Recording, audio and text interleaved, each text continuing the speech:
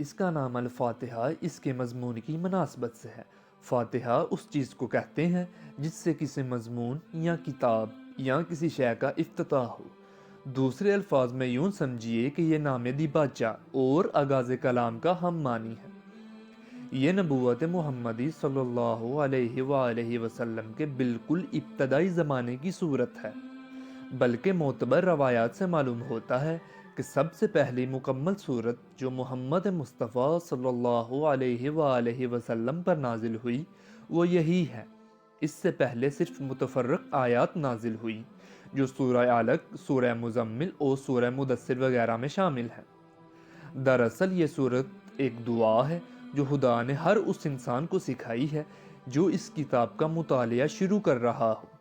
کتاب کی ابتدا میں اس کو رکھنے کا مطلب یہ ہے کہ اگر تم واقعی اس کتاب سے فائدہ اٹھانا چاہتے ہو تو پہلے خداوند عالم سے یہ دعا کرو۔ انسان فطرتاً دعا اسی چیز کی کیا کرتا ہے جس کی طلب اور خواہش اس کے دل میں ہوتی ہے، اور اسی صورت میں کرتا ہے جبکہ اسے یہ احساس ہو کہ اس کی مطلوب چیز اس ہستی کے اختیار میں ہے جس سے وہ دعا کر رہا ہے۔ بس قرآن کی ابتدا میں اس دعا کی تعلیم دے کر گویا انسان کو یہ تلقین کی گئی ہے کہ وہ اس کتاب کو راہ راست کی جستجو کے لیے پڑھے، طالب حق کی سی ذہنیت لے کر پڑھے، اور یہ جان لے کہ علم کا سرچشمہ خداوند عالم ہے، اس لیے اسی سے رہنمائی کی درخواست کر کے پڑھنے کا آغاز کرے۔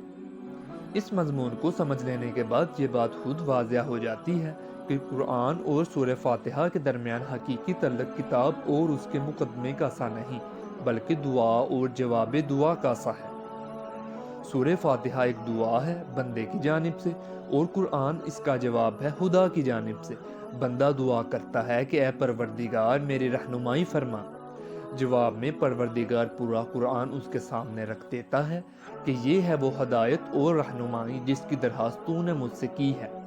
الحمدللہ رب العالمین الرحمن الرحیم مالک یوم الدین ایاک نعبد و ایاک نستعین اہدنا الصراط المستقیم صراط الذین انعمت علیہم غیر المغضوب علیہم ولا الضالین آمین۔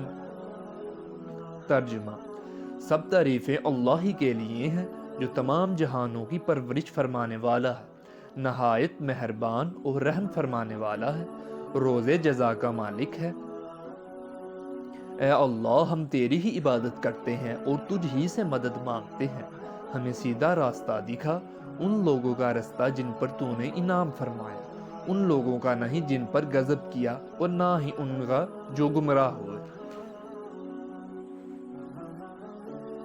اسلام جو تہذیب انسان کو سکھاتا ہے اس کے قواعد میں سے ایک قاعدہ یہ بھی ہے کہ وہ اپنے ہر کام کی ابتدا خدا کے نام سے کرے۔ اس قاعدے کی پابندی اگر شعور اور خلوص کے ساتھ کی جائے تو اس سے لازماً 3 فائدے حاصل ہوں گے۔ ایک یہ کہ آدمی بہت سے برے کاموں سے بچ جائے گا، کیونکہ خدا کا نام لینے کی عادت اسے ہر کام شروع کرتے وقت یہ سوچنے پر مجبور کر دے گی کہ کیا واقعی میں اس کام پر خدا کا نام لینے کے حق بجانب ہوں۔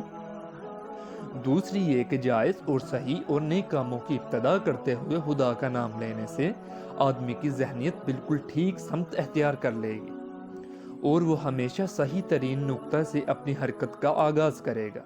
اور سب سے بڑا فائدہ یہ ہے کہ جب وہ خدا کا نام سے اپنا کام شروع کرے گا تو خدا کی تائید اور توفیق اس کے شامل حال ہوگی، اس کی سائی میں برکت ڈالی جائے گی اور شیطان کی فساد انگیزیوں سے اس کو بچایا جائے گا۔ خدا کا طریقہ یہ ہے کہ جب بندہ اس کی طرف توجہ کرتا ہے تو وہ بھی بندے کی طرف توجہ فرماتا ہے۔ جیسا کہ ہم دیباچے میں بیان کر چکے ہیں کہ سورہ فاتحہ اصل میں ایک دعا ہے، لیکن دعا کی ابتدا اس ہستی کی تعریف سے کی جا رہی ہے جس سے ہم دعا مانگنا چاہتے ہیں۔ یہ گویا اس امر کی تعلیم ہے کہ دعا جب مانگو تو مہذب طریقے سے مانگو۔ یہ کوئی تہذیب نہیں کہ منہ کھولتے ہی جھٹ پٹ اپنا مطلب پیش کر دیا۔ تہذیب کا تقاضا یہ ہے کہ جس سے دعا کر رہے ہو پہلے اس کی خوبی کا، اس کے احسانات اور اس کے مرتبے کا اعتراف کرو۔ تعریف ہم جس کی بھی کرتے ہیں 2 وجہ سے کیا کرتے ہیں۔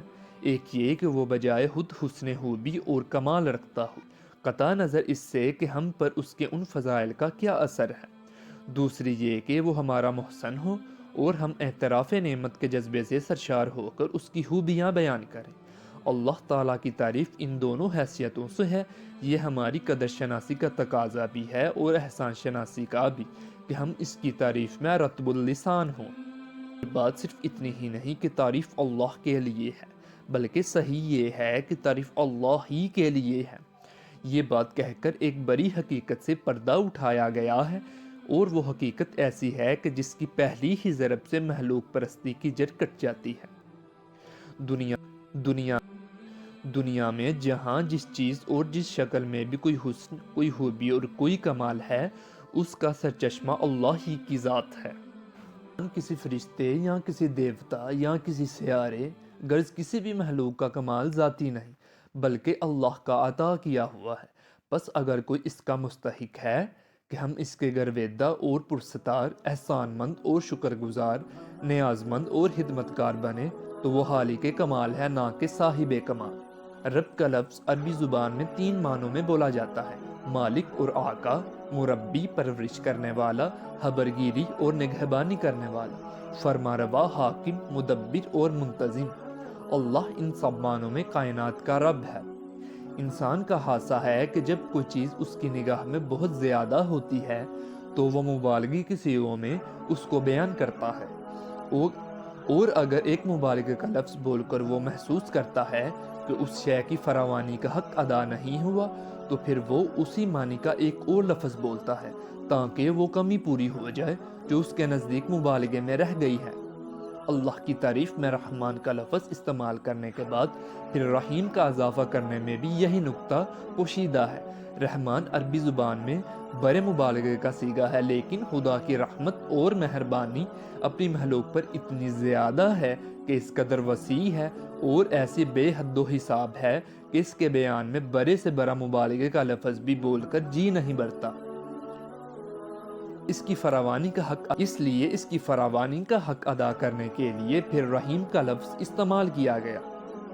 اس کی مثال ایسی ہے جیسے ہم کسی شخص کی فیاضی کے بیان میں صحیح کا لفظ بول کر جب تشنگی محسوس کرتے ہیں تو اس پر داتا کا اضافہ کر دیتے ہیں۔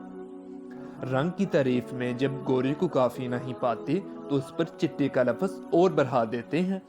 درازیقت کے ذکر میں جب لمبا کہنے سے تسلی نہیں ہوتی تو اس کے بعد ترنگا بھی کہہ دیتے ہیں۔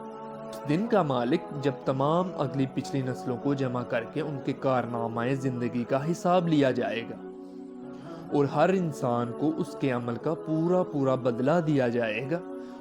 اللہ کی تعریف میں رحمان اور رحیم کہنے کے بعد مالک روز جزا کہنے سے یہ بات نکلتی ہے کہ وہ بڑا مہربان ہی نہیں بلکہ منصف بھی ہے، اور منصف بھی ایسا با اختیار منصف کے آخری فیصلے کے روز وہی پورے اقتدار کا مالک ہوگا۔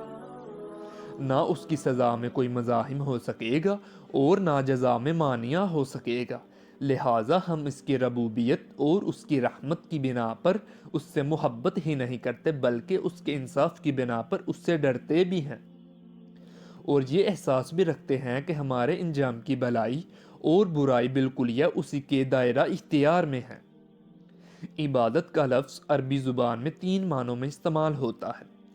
پہلا، پوجا اور پرستش، اطاعت اور فرما برداری، بندگی اور غلامی۔ ہم پر تینوں معنی بیک وقت مراد ہیں، یعنی ہم تیرے پرستار بھی اور مطیع و فرمان بھی اور بندہ و غلام بھی۔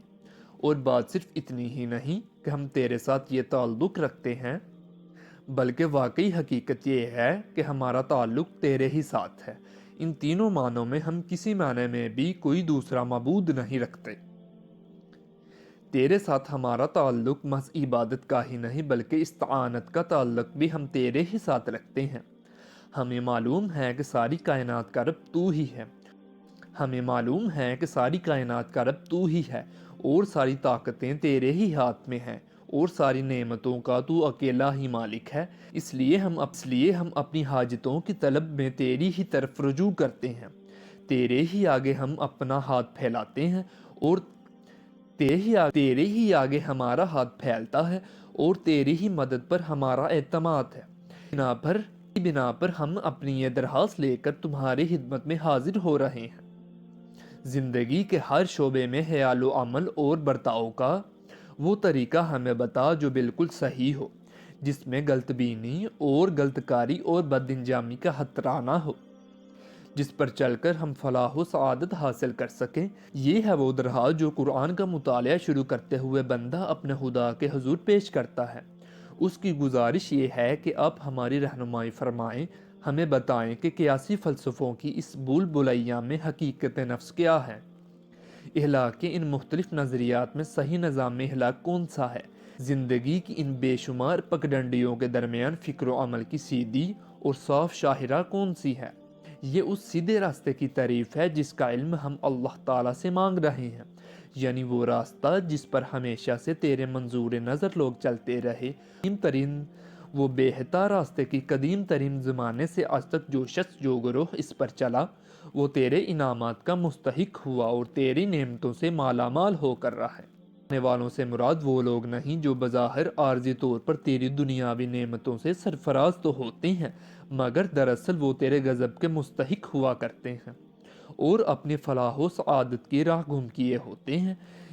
اس سلبی تشریح سے یہ بات خود کھل جاتی ہے کہ انعام سے مراد حقیقی اور پائیدار انعامات ہیں جو راست روی اور خدا کی خوشنودی کے نتیجے میں ملا کرتے ہیں، نہ کہ وہ عارضی اور نمائشی انعامات جو پہلے بھی فرعونوں اور نمرودوں اور قارونوں کو ملتے رہے اور آج بھی ہماری آنکھوں کے سامنے بڑے سے بڑے ظالموں اور بدکاروں اور گمراہوں کو ملے ہوئے ہیں۔ آج کی ویڈیو میں ہم نے لرن کیا کہ ایک عام انسان کس طرح اپنے رب سے قرآن کا مطالعہ شروع کرنے سے پہلے ہدایت اور رہنمائی طلب کر سکتا ہے۔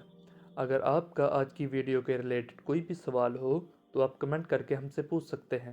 اگر آپ کو آج کی ویڈیو میں کچھ تھوڑا سا بھی کچھ سیکھنے کو ملا تو ہمارے اس چینل کو سبسکرائب کریں اور بیل آئیکن کے بٹن کو پریس کریں تاکہ ہماری آنے والی نئی ویڈیوز آپ تک پہنچ سکے۔ شکریہ۔